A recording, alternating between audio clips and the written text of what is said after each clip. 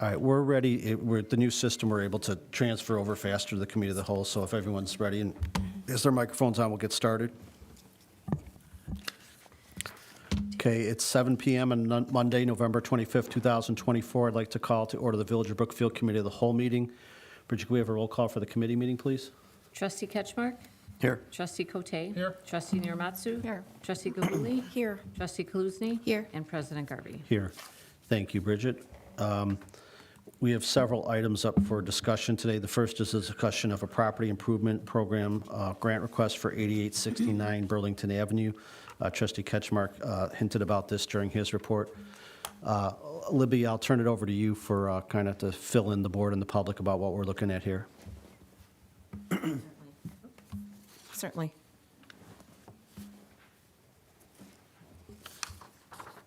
Just a moment so we can get it up.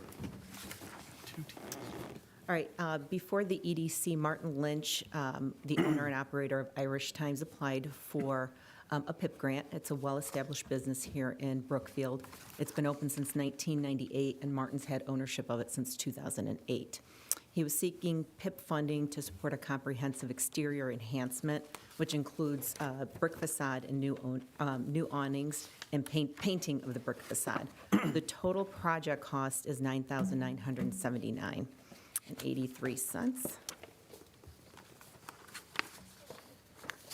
So here you can see the property improvement request. Irish Times on the left as it appeared before, and on the right as it has already been improved. If you can go to the next slide. So as you can see, Martin has already started, not already started, he actually already completed the project. So he was informed by staff that the process was to, apply first and then have it go to the EDC for the PIP application. But because of inclement weather, the fear of inclement weather and his travel schedule, he decided to take the project on ahead of time. And the board, the commissioners were advised of that ahead of time, because that wasn't part of the process for the PIP application. But as you can see, he completed the painting of the brick siding and decorating the trim, completed the brick flashing and window lintels, installation of the new awnings, and the entire reimbursement that he's requesting right now is $49.90 from the village as part of the PIP program. Questions or comments from the board? I think it looks fantastic. I went over there, checked it out. I think you did a great job. I had spoke to Martin about this. I mean, logistically, the schedule was a little off in the timing, but everything from, he, was talking about doing it earlier in the year, but then the construction was going on Burlington, and then the completion, and then trying to get it in before the winter. So he kind of apologized about the scheduling part of it, but obviously it's a key business, and he's made a lot of investment in the community, and the commission recommended it. The commission did recommend it. 6-0 was concerned about the precedent it does set, because it was completed before it was approved. The application was submitted before the work had begun. So the board can, the board can think about that and deal with that. We'll put it up at the what's the meeting, December 9th? Yes. December 9th meeting. And, the board is free to do whatever they think is best on that. And, in terms of dealing with it going forward, as Trustee Ketchmark indicated, the application was in before. I'll just leave it to the board's judgment back then on December 9th what we do, so, okay. Yeah, I think this is just another example of just how great this program is, to see the improvements and just all around town for people taking advantage of this program. It's really, really nice. It looked really nice. I remember with the Day of Monsters on Main Street, Martin came over where I was doing traffic, and they were trying to do it that day, but they were worried about the weather being inclement and he, speeding up, but he was just giddy excited about it, and gotten a lot of compliments on it already, so. All right, if there's no further questions or comments from the board, we'll put it up for the December 9th board meeting for board consideration. The next item, it's, Libby, you can kind of just state that we have the discussion of approving text amendments to the zoning code concerning certain building materials in the station districts. As usual, the board has a very detailed memo explaining the background information on this and staff's recommendation, but Libby, if you'd like to kind of maybe brief the board and public on it a little further. Yes. So it's come to staff's attention that there are certain materials within the code that are very limiting. And once we get the slide up, there's major materials that are listed that are in the code, which include stone, brick, glass curtain wall, architectural metal panels, wood, and composite wood rain screen systems. And then there are prohibited major materials, which include unfinished concrete, synthetic stucco, unfinished or untreated wood, glass block, vinyl siding, plastic, fiberglass, and acrylic panels. There's also in code, it's 62-217. It also lists limited use of materials, which includes economy bricks, fiber cement board, and wood lap siding and shingles. It's come to the board's attention that there are certain materials that previously were not of quality standard and were not customarily used, but are limited within our code, such as hardy board, that prohibits architects from being able to use these in developments, but they're commonly used materials right now. The fiber cement concrete is commonly used in the Chicago area. It's an acceptable alternative to vinyl, aluminum, and wood panels. It has a high-quality reputation that's long-lasting, whereas before it wasn't. So it's a very good alternative to what can be used, and staff is requesting permission from the board to go to the PZC and petition for a text amendment to allow these materials. Specifically, we're requesting, we're going to be asking for wood and composite wood to be one of the permitted major materials, and adding the additional architectural finished fiber cement concrete panels and plank. So those would be added to the major materials. And then for the limited use, we would request that fiber cement board, which is otherwise known as hardy board or hardy shingle, be permitted, and that wood lap siding and shingles, which is painted wood, engineered wood, or composite wood lap siding, be permitted as well. Was there also an issue with the rain screen requirement? Yes, we're going to be requesting permission to remove the rain screen component because it's redundant in the code. The IBC, the International Building Code, doesn't require it. And because these other materials are more than sufficient, it's a superfluous addition that is in the code right now that is expensive and it's time-consuming as well. So we're going to be asking permission to remove that component of it as one of the major materials. So process-wise, if the board approves this, the village would be the petitioner in front of the Planning and Zoning Commission, bless you, Correct. requesting text amendments. They could make a recommendation that would come back to us at that Correct. point. Okay. Exactly. Okay.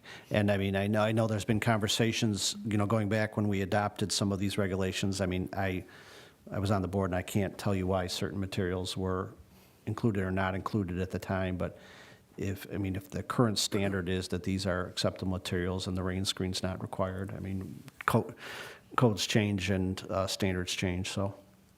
Questions or comments from the board?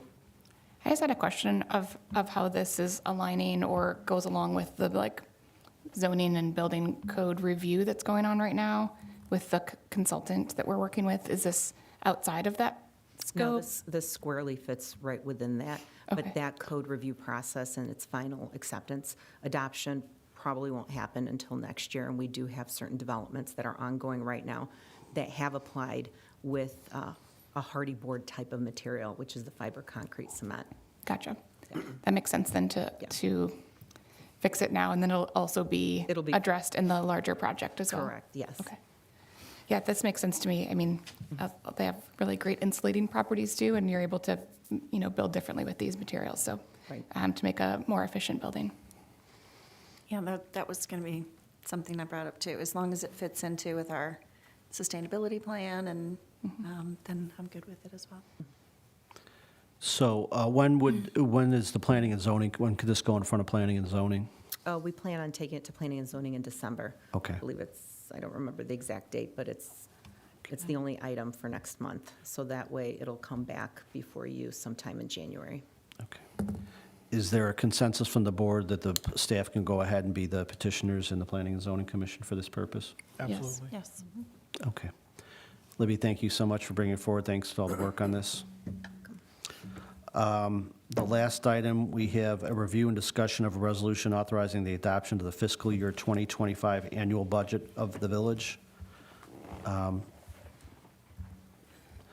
Doug's going to come up to the hot seat. We have a very detailed memo. We had the budget workshop, a very long evening where we talked about the kind of the past performance of the village over the past year, the goals, the departmental goals and village goals going forward, and how the budget relates to that. So this is kind of a more summary presentation by Doug, but Doug, we'll just turn it over to you whenever you're ready.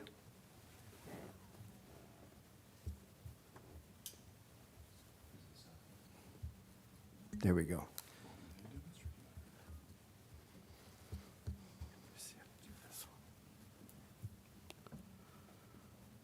Did it go? Okay, so as President Garvey stated, we did have a budget workshop back in early November. This presentation that's here tonight is a recap of that. A more detailed review was sent out to you in a budget form. The packet included the actual line item detail with various comments from the department heads, so you got a better flavor of what we were asking for. But overall, the overall picture of the budget is pretty much the same as was discussed at the budget workshop.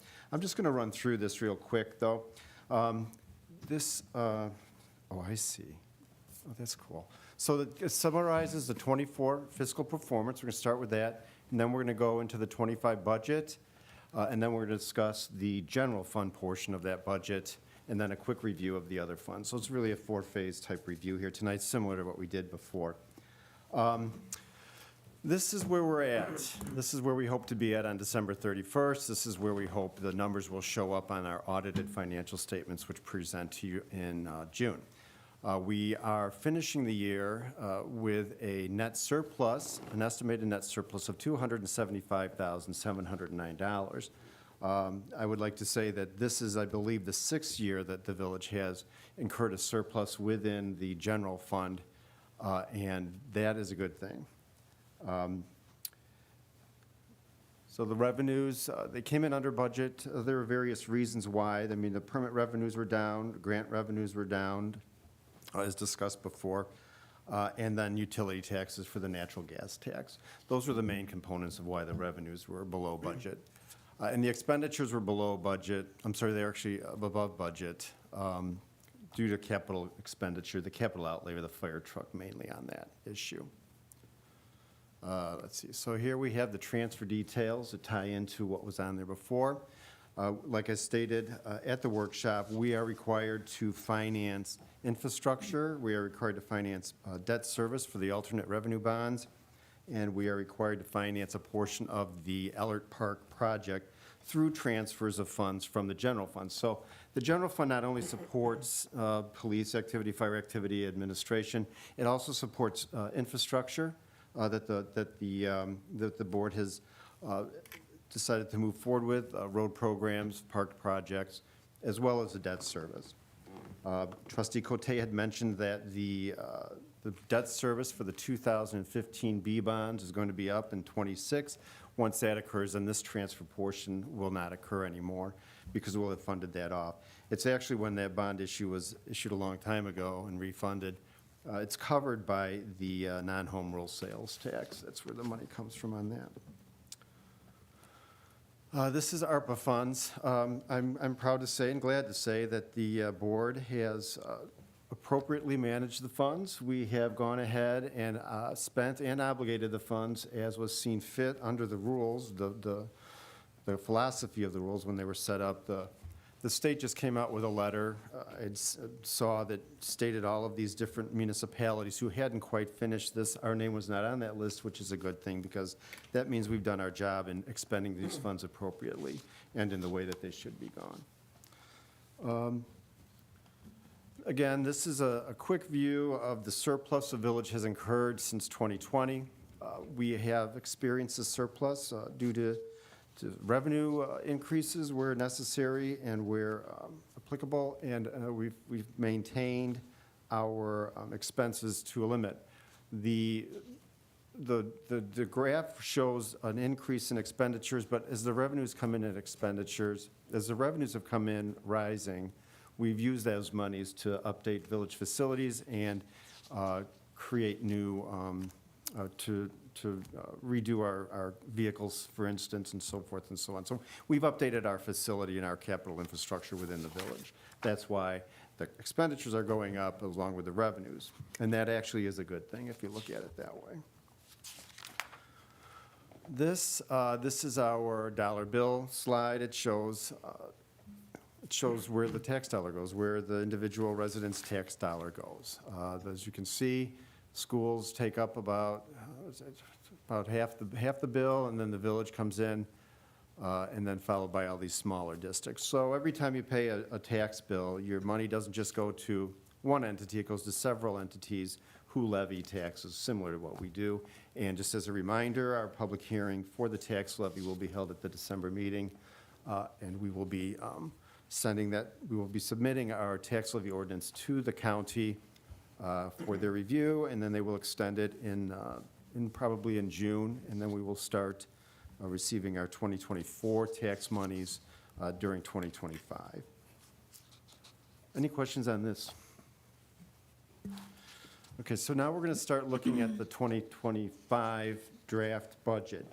Within your packet, like I said, it was a multi-page document. The good thing about this is it does detail everything out. If you wanted to spend a lot of time looking at your particular area of concern, it should be in here.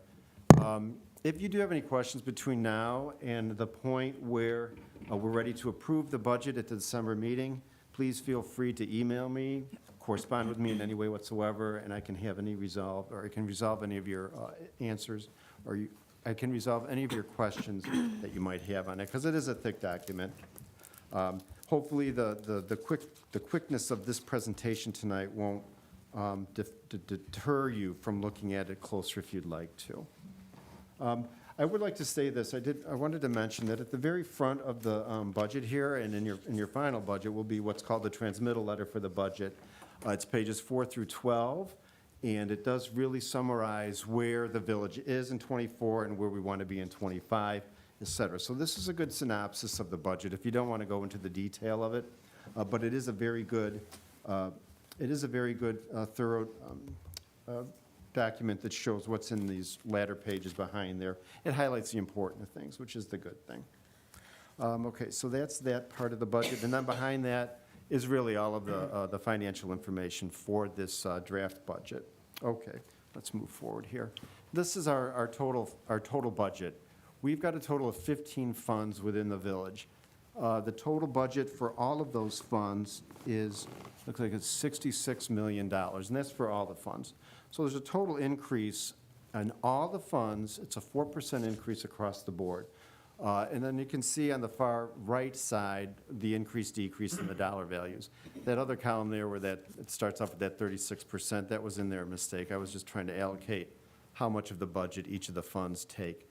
So it really doesn't mean anything. But you'll see that the increase or decrease over the prior year's budget is on that far right column. You'll notice right away the general fund increased a little bit over $1 million. A lot of that was an increase due to salaries and some other items which we'll go into later on. But all of the funds are there. You can see the infrastructure project fund went down a little bit due to some reclassifications we had with the lead water service. We had budgeted some of those costs in the infrastructure fund, but then during the year, we decided that we were going to take all of those costs out of infrastructure and put it into the water sewer fund to more appropriately expense what we believe those costs are. So that's why there's a big change in the infrastructure where it decreases, but in the water sewer, you'll see a large increase. So part of that is due to that reclassification of costs. All the other funds are noted, and we'll go through some of the fund detail at the very end of this conversation. Oh, someone's vacuuming. Okay, here we go. So as I said before, there is an overall increase in the funds and the expenses of $2,794,000 or 4.3% increase across the board. Most of the increase is related to the infrastructure projects. The Grand Boulevard Brookfield Avenue Road Program is going to be occurring in the summer, and the lead service line replacements will continue to march on, as well as the water main replacement program. We're in a nice little groove with the state of Illinois at this point in time.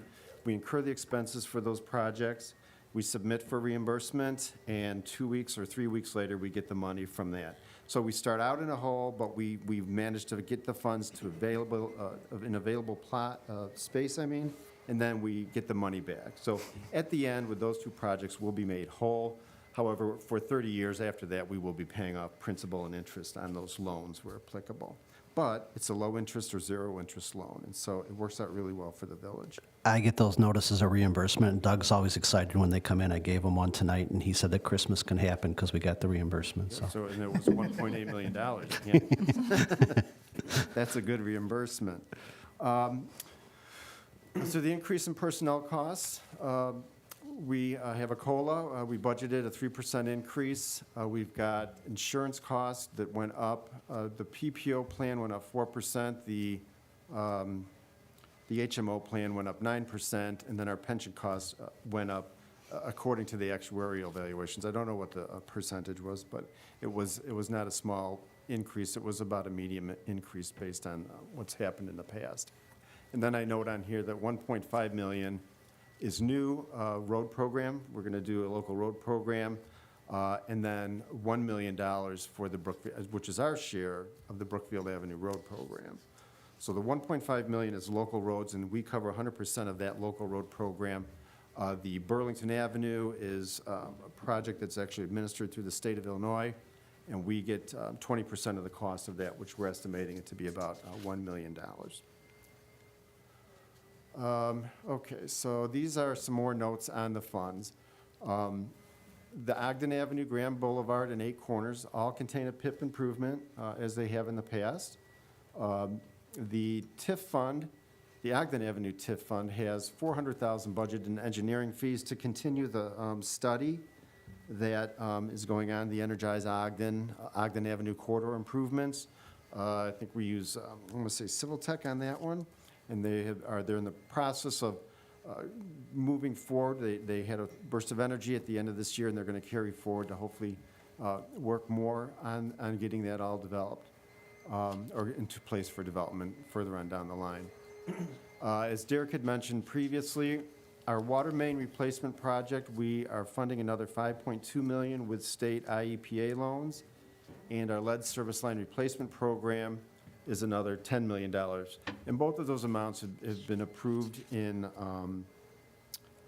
the state has essentially said, yes, you're gonna get that money for 2025. So Derek has already done the engineering on it. We are submitting the forms necessary to get final approval from the state. And we're finishing up right now the 2024. The lead line service replacement will move into 2025. We've already got approval from the state to have that happen. But that project will go on. The water main project for 2024 is essentially completed. There's a little bit left, but it's the lead service the lead service line replacement will move a little bit into 2025. Okay, here's a general fund draft budget. We are budgeting a net surplus of $538,590. Again, that's where we hope to be at the end of 2025 if everything plays to budget. Sometimes it does, sometimes it doesn't. Our revenues are increasing 4%, and our expenses are increasing 6%. The 6% increase in expenditures is consisting mostly of salaries and some capital items. We'll go into those capitals and those types of costs later on in this discussion. Do we have any questions right now? through this point? As we go through this, if you have any questions, just jump in if you want as we're going along. When the topic's in front of us, I know you could save everything to the end and go back, but just feel free to jump in, so. This is a draft of the general fund. So you have the estimated amount on the far left column there. Well, not the far left, I guess it would be the second column. That's the estimate. That's where we think we're going to finish the year in 2024. And then the budget that we're talking about tonight, that's where we want to be. And then the increase or decrease is what we're looking at there. I see there was a blank spot on there, but I don't want to bring that up. So there are some costs that increased this year for the 2025 budget. They're good costs. They're costs that we wanted to implement, and they are in here. We'll talk about those later, but I'll just give you a preview of what they are. They are repair maintenance costs for the recreation. We put a lot of money into that in this budget as far as field, equipment, whatever. Anything that's related to the recreation, we'll go through that, but it really bumped up the budget a little bit, as well as some engineering costs for some of the projects that we'll talk about also. Again, here's our transfer amounts. We will be transferring money to support our debt, to support our road program, and to support an Ellert Park completion of the grant that is, or the project that's going out right now, because there's going to be some closeout costs, and they haven't billed us for those yet, and we'll be paying those in 2025. So that's what that is going to be funding, is that final payout for the Ellert Park project. The revenues. Revenues, as I said before, it's a 4% increase. I'm going to just go to this slide right here. The main drivers of the revenue increase are the income taxes and the sales taxes. The income taxes, as stated previously at the budget workshop, are based on the IML, which is the Illinois Municipal League. They look at the revenues, they look at the per capita amounts, et cetera, and they do some full studies, and they're always constantly updating it. So right now, they're anticipating, when I was doing the budget, they're anticipating 5.7% increase in income tax, which is where that 6% comes from.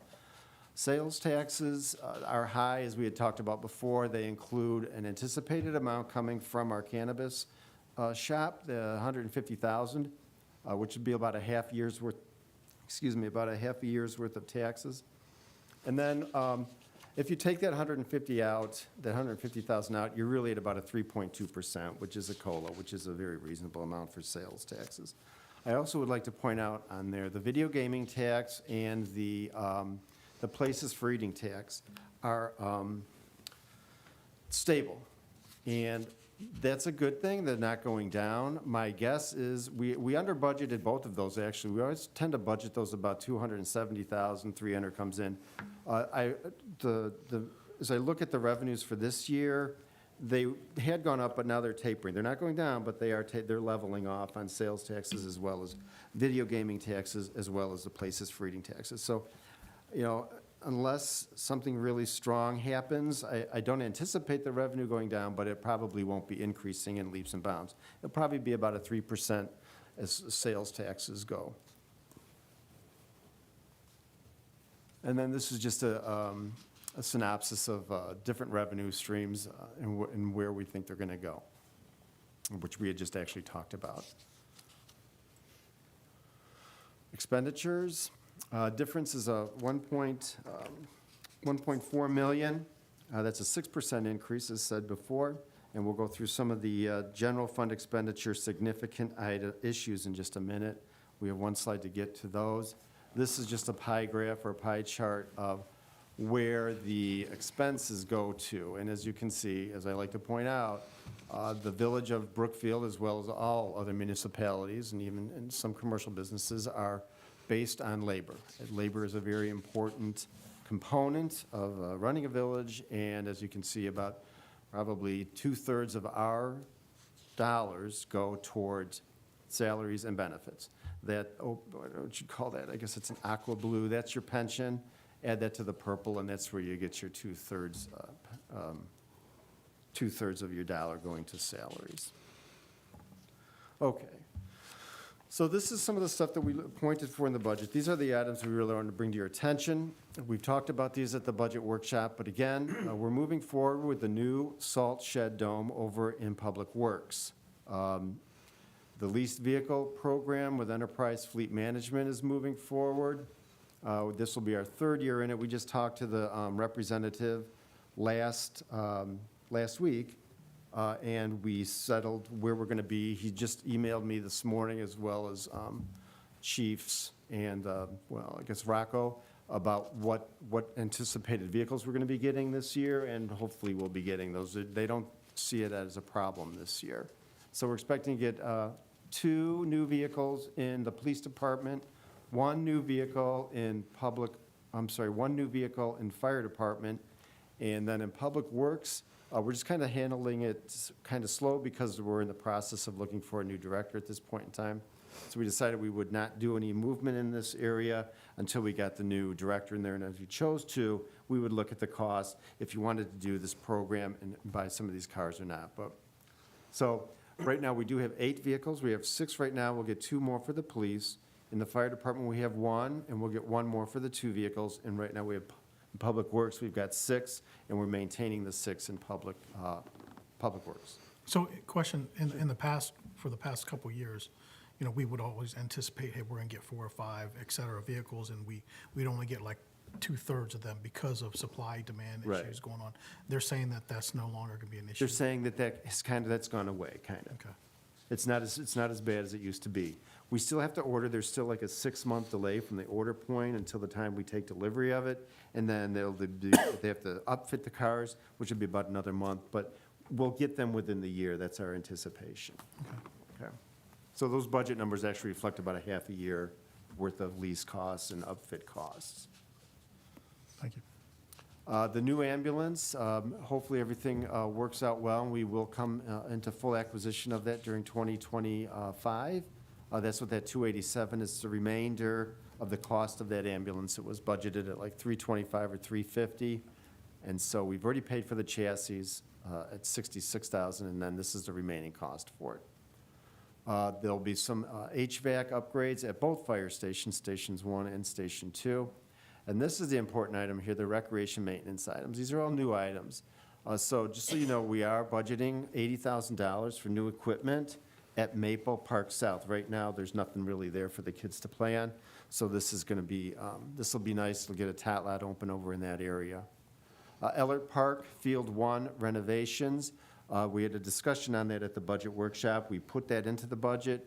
Our share, village share, is $100,000. So that's where we budgeted. That's where we got the $100,000 from. So that is now in the budget. Kiwanis Park bathrooms, we're going to plan on redoing those bathrooms at an estimated cost of $60,000. And then various park signage to continue the signage upgrades at all the parks within the district. They've changed some out, now they're putting in some more, so. Are we talking about the bathrooms in the front of the park or the ones? Yeah, I'm not really sure what we're talking about on the bathrooms. I'm assuming that I think it's the ones at the front, right, at the main field? not Right, The I ones think by the so. pavilion. No, I think it's Are we actually, doing both? it's the bathrooms by I don't think we're touching the concession stand bathrooms. Okay. It's the village-operated facilities, is my understanding, by the band shell. by the mansion. Okay, thank you. And just as Doug noted, that Ellert Park Field 1 renovations, that's something that we talked about, and there's a very substantial investment from District 208 RB High School on that, which allows us to leverage the $100,000 we're spending along with that. And I also believe Western Conference is making a contribution to really improve that facility. They've lost supplies, they've lost equipment. It's a big part of the park, and with us touching all the other parts of the park, I really appreciate the cooperation between School District 208 Board and matching the donation.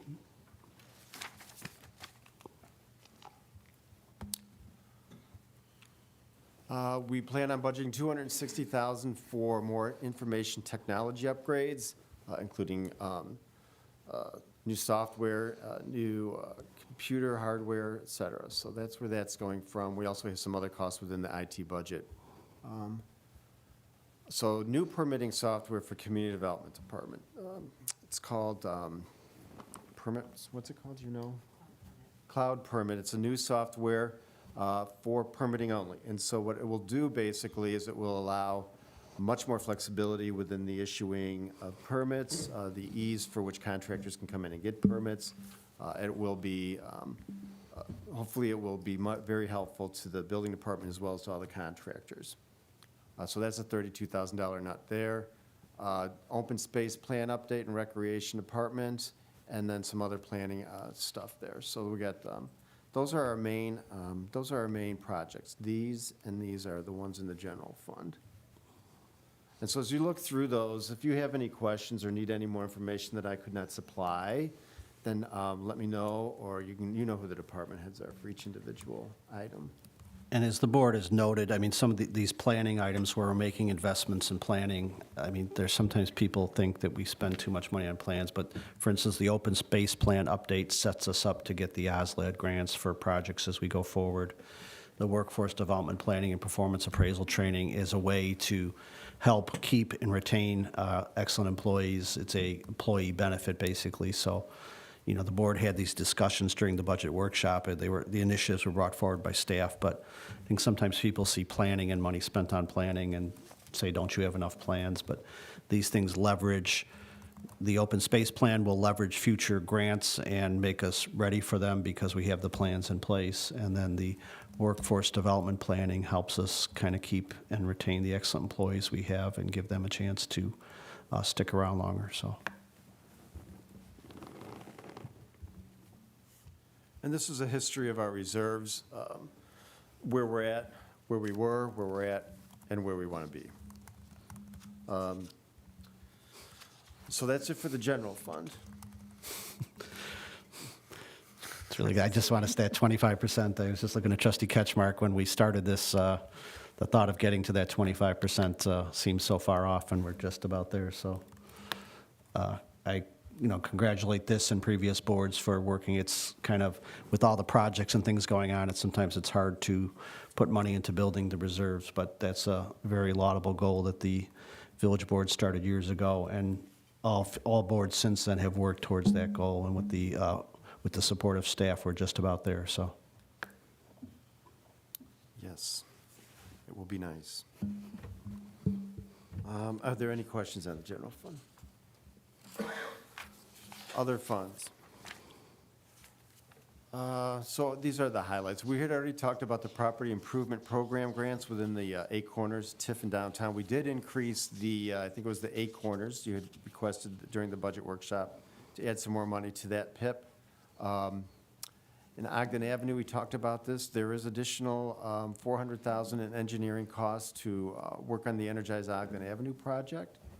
The hotel motel tax fund, we budgeted all of the revenue in there for what they call a marketing program. It's a broad-based account line item which can be used in several different ways, or maybe not be used. It'll be there for reserves for future program, but that's what that represents.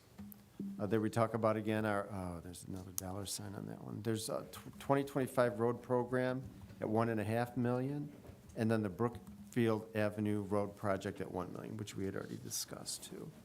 So there's a lot of infrastructure projects that are going to be going on again next year. In the water and sewer fund, we will continue with the flood mitigation program. That's been going good. I think this year we spent probably about a half to a little bit more than a half of it. We've had requests. That could be for various reasons. Knock on wood, it is probably a lot of it has to do is there hasn't been a whole lot of flooding within the village lately. Usually if there is, then there'll be a big bump in that. But we are probably about half spent through 2024. Excavator with trailer. This is a piece of water equipment that will be used by the water department and staff to help repair main breaks. Leak detection survey, we do that annually. We're budgeting $85,000 for that. All right, the water tower parking lot, this is the engineering and construction for that. That's the water tower by the preschool over there on Maple and the railroad tracks. They're going to redo that parking lot. We will be getting a grant from the Metropolitan Water Reclamation District to cover some of that cost. That will be a permeable pavement project. So that's why we'll be getting a grant from Metropolitan Water. And then again, here we go, our water main improvements and our lead service line replacements. Those are the costs that have been approved by the IPA for the current 2025 year. And that's it. That's it? I appreciate cooperation of the department heads, staff, village manager, and the board.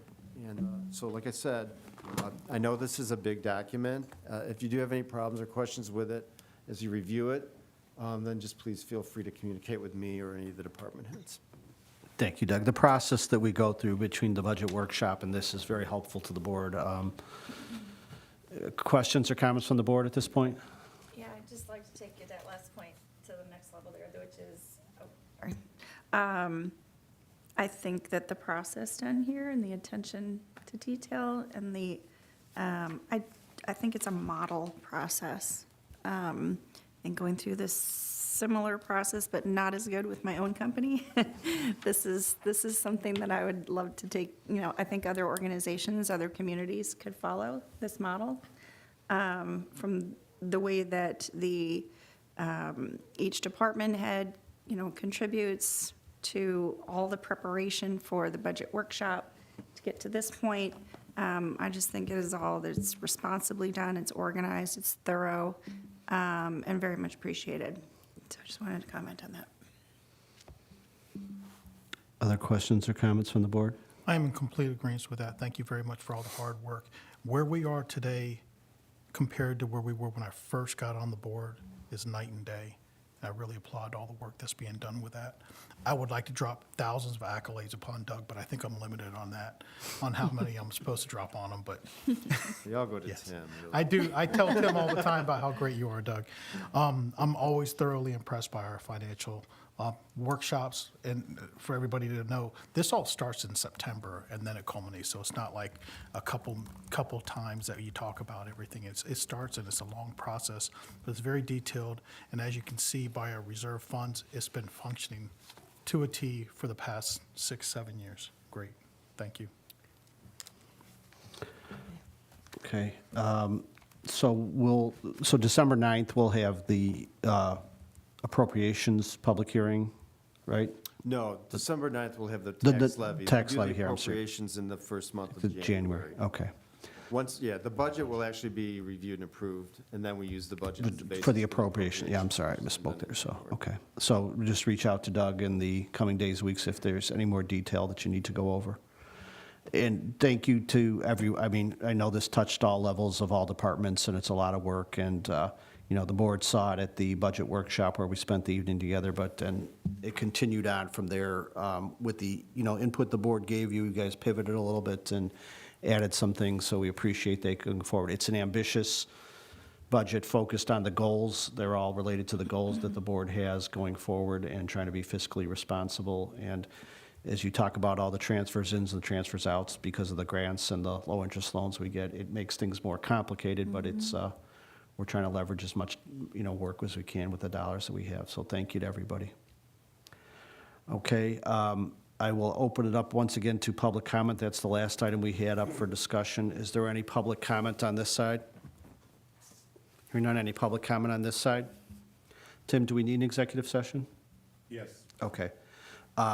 Before I ask for a motion to go into executive session, as trustee Cote noted, this is our last meeting before Thanksgiving, and on behalf of myself and the village board, I just wanted to publicly thank staff, all the staff members, all the employees. It's been a tremendous year. This board asked a lot of you. We put a lot on you, and it's been a very rewarding, exciting year, and I just didn't want the opportunity to go by without publicly thanking all the village staff and employees for making this a tremendous year, and I wish them all, and Tim, I hope you'll pass it on to all the employees, and on behalf of myself and the board, we wish them all a happy Thanksgiving, and hopefully they get to spend time with their family, and hopefully things are nice and quiet around here, so, okay.